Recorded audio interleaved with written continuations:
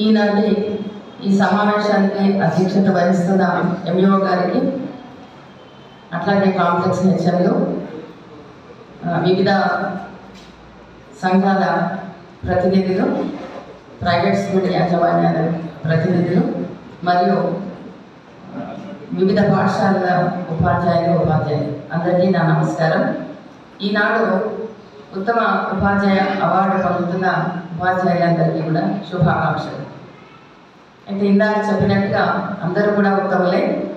ఆ ఉత్తమంలోకెల్లా ఇంకొంచెం బెటర్ అనుకున్న వాళ్ళని ఈసారి సెలెక్ట్ చేయడము, ఎంఈఓ గారు కోఆర్డినేషన్ మీటింగ్ పెట్టి మరి అందరినీ సంప్రదించి ఈ సెలక్షన్ చేయడం అనేది జరిగింది.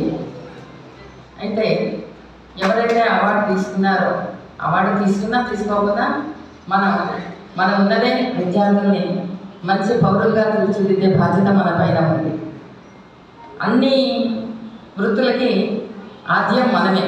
ఏ వృత్తిలోకి రావాలన్నా కూడా ఉపాధ్యాయులు లేనిదే ఆ వృత్తిలోకి ఎవరు కూడా రారు. అలనాడు ఏకలవ్యుడు ద్రోణాచార్యుడి విగ్రహాన్ని పెట్టుకుని అతడు విలువిద్యను నేర్చుకున్నాడు. అంటే గురువుకి అంతటి గొప్ప స్థానం ఉంది. కాబట్టి మనం సమాజంలో ఒక గురుతర బాధ్యత కలిగిన ఉపాధ్యాయులుగా మెలిగి ఈనాడు మనం ఎన్నో రుగ్మతలను చూస్తూ ఉన్నాం. సమాజంలో విలువలు లేకుండా పోతున్నాయి ప్రజల్లో, విద్యార్థుల్లో అని. ఆ విలువల్ని నేర్పించే బాధ్యత మన పైన, మన భుజస్కంధాల పైన ఉంది. కాబట్టి మన పాఠశాలకు వచ్చే విద్యార్థులు మరి బడుగు బలహీన వర్గం పిల్లలు వస్తారు, మొదటి తరం పిల్లలు వస్తారు. కాబట్టి వాళ్ళందరినీ కూడా తీర్చిదిద్దాల్సిన బాధ్యత మన పైన ఉంది.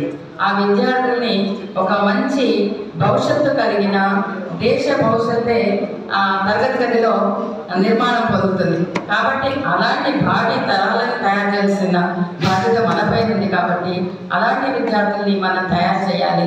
అంటే చేపను పట్టి ఇచ్చే కన్నా చేపను పట్టే నైపుణ్యం విద్యార్థులకి మనం ఇవ్వాలి. ఆ విధంగా మనం ఉపాధ్యాయులము ఆ బాధ్యతను గుర్తెత్తి మనం పనిచేసినట్లయితే సమాజంలో మన ప్రభుత్వ పాఠశాలల పైన ఉన్న ఆ మచ్చ అనేది తొలగిపోతుందేమో. అంటే మనం ఎంత కష్టపడుతున్నా కూడా ఆ మచ్చను తొలగించుకోలేకపోతున్నాం. మనం పడే కష్టం ఇంకా సమాజంలోకి వెళ్ళడం లేదు. ఎంతసేపు ప్రభుత్వ పాఠశాలలు అనగానే ఒక చిన్న చూపు. కాబట్టి ఆ విధంగా కాకుండా మనమందరం కూడా కష్టపడి బాగా మంచి విద్యార్థుల్ని దేశానికి అందించి, సమాజానికి అందించి, సమాజంలో ఒక గొప్ప విలువలు కలిగిన విద్యార్థుల్ని తయారు చేయాలని మీ అందరికీ కూడా విన్నవించుకుంటాం. మరొకసారి ఈ ఉపాధ్యాయ అవార్డు గ్రహీతలందరికీ, తర్వాత జిల్లా స్థాయిలో కూడా ఉత్తమ ఉపాధ్యాయుడిగా మన మండలం నుంచి వెళ్ళిన ఉపాధ్యాయులందరికీ కూడా మరొక్కసారి శుభాకాంక్షలు తెలుపుతూ ముగిస్తున్నాను. ఇది అదే ఈ ఇందాక వినయ్ సార్ అన్నట్టు ఈ మధ్య నాది రిటైర్మెంట్ ఉంది. కాబట్టి అందరికీ కూడా ఇదే నా ఆహ్వానంగా మన్నించి 16th రోజు అంటే 20% నుంచి మనకి దసరా సెలవులు ఉన్నందున కొంచెం ముందు పెట్టుకోవాల్సి వచ్చింది.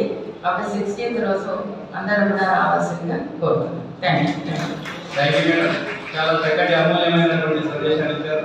మీరు చెప్పిన విషయాలన్నింటినీ మేము ఫ్యూచర్ తప్పకుండా పాటించడానికి ప్రయత్నం చేస్తామని ఆశిస్తూ ఇప్పుడు తదుపరి